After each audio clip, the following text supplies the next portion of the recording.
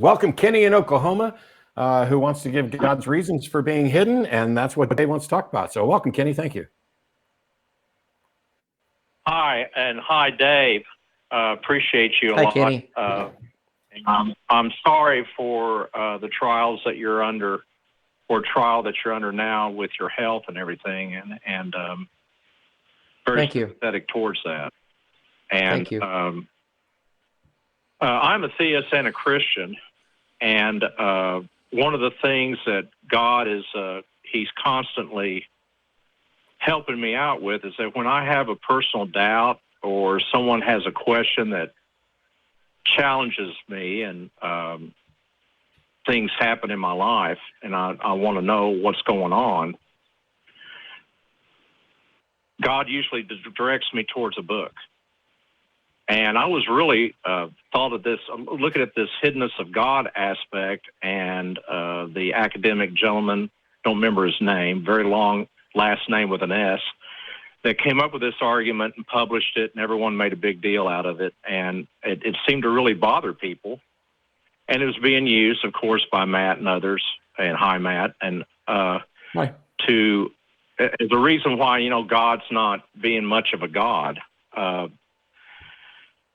And so I ran across this book by Richard Elliott Freeman called The Hidden Face of God. It used to be titled The Disappearance of God, because when the phrase in the Hebrew, my God, why hast thou forsaken me, is stated, it's actually saying, why did you disappear? You were here a moment ago. Now you're not with me when I need you the most, kind of a deal. That was the implication of the whole thing. Mm-hmm. So well, the way that I look at all this is that sometimes, like Elijah was prepared for Jezebel to be pursuing him and come after him, everything, he wanted to hear from God, and he got a still small voice. But that's a Hebrew idiom that the wind just blew by. God didn't speak to him. God wasn't in the still small voice. He didn't get reassurance from God. And the reason he didn't and was left alone is because God had already prepared him at the sacrifice that he just did miraculously, calling down fire that licked up everything at the altar and melted everything at the altar, even after it was doused with water. So he had that miracle as his foundation to face Jezebel, who he was terrified of and ran away and hid himself from. Kenny, I don't understand. God, Yeah. I don't understand how this settles the issue of God's hiddenness. You know, you can talk about what. No, hang on. You can talk about what you think God did for Elijah. I don't have any evidence that there is a God. I don't have any evidence that this story about Elijah is true, or that Elijah ever experienced a witness or a miracle or any of those things. But you're reading all of the book and just taking it at face value. So for you, divine hiddenness isn't a big deal. Just like for you, I would imagine that original sin and things aren't a big deal, you know, in the sense of a problem for human beings. So what I'm wondering is this. My argument, or you know, when we're talking about this, when we look at Schellenberg's original argument, that's the name you're thinking of for divine hiddenness. yeah, thank you very much. Yeah, I had to. Sorry, my blood glucose just went through the ceiling, and so I wanted to check it real quick. No, I'm absolutely fine. It beeps on my monitor. So the issue of God's hiddenness has nothing to do with an individual who was prepared otherwise. It is God's hiddenness from everyone and everything all the time. Why, you know, why isn't God? Why did you have to call in, Kenny? Why can't God call in? And you said early in the call that when you have issues, God seems to direct you to a book. I would love for you to explain how you know that God has directed you to anything, let alone a book. Well, because it's the right book that when he directs me to one. How do you know he directed you to it? The fact that you found a book and it was right doesn't mean that a God directed you to anything. That's what you have to prove. If you're going to say God directs you to a book, you have to show us how you know that he did it.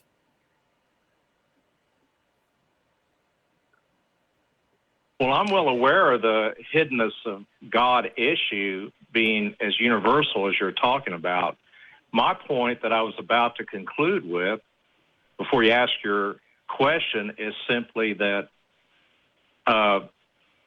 it's God hides himself purposely, and it's in the Bible, and there's reasons why he does it. And so it's not a big mystery that he hides himself. It's how he works.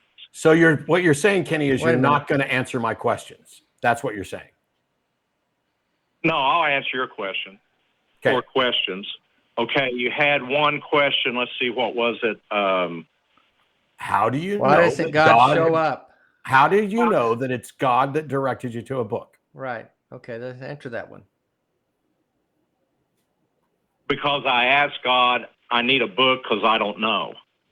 And this started in OBU when I had an atheist roommate that was our high school chess champion. I couldn't answer all his objections to Christianity. And Kenny, so I asked God to show me a book. Kenny, and from that point on, I got books. Kenny. And I answered them all and got I'm sorry, Kenny. But the fact that you said, Kenny, the fact that you said, God, direct me to a book, and you found a book, doesn't mean that God directed you to a book any more than you said, God, take away my headache, means that God cured you of your headache. And so it doesn't matter how the circumstance turned out when the purpose of getting the book was to say. Correct. You have to show, that God, Kenny, you have to show that God did it. If you prayed for God to take away your headache and your headache went away, do you think it's reasonable to conclude that God took away your headache?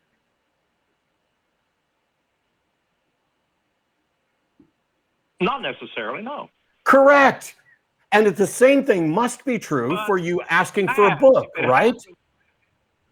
If it happens every time I have a headache. Okay, Kenny. Okay, then this is easy. No. Everybody stop. This is easy. Kenny, listen to me. I want you to go ask God to point you to a book with a specific message that will change my mind. And call me back when God points you to that book. And don't call me back until that happens. Kenny, can I ask you something? No, because Kenny's gone. Oh, shit. I don't I mean, the hit, just so frustrating. Yeah, those are frustrating calls. We hit the 6 o'clock hour. And one of the nice things is that Kenny recognized that, hey, I prayed and my headache went away. That doesn't mean God did it. But Kenny is convinced that, hey, every time I ask God for a book, God gives me a book, or he finds just the right book.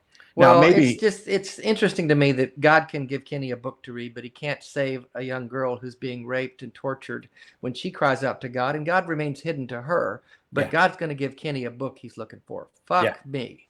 That's why we didn't continue. Kenny needs to ask his God what message he should deliver and what book he should point to. And when that happens, we'll still have to ask. Book, Matt. Yeah, we're not going to. But what happens then is that we will still get nowhere.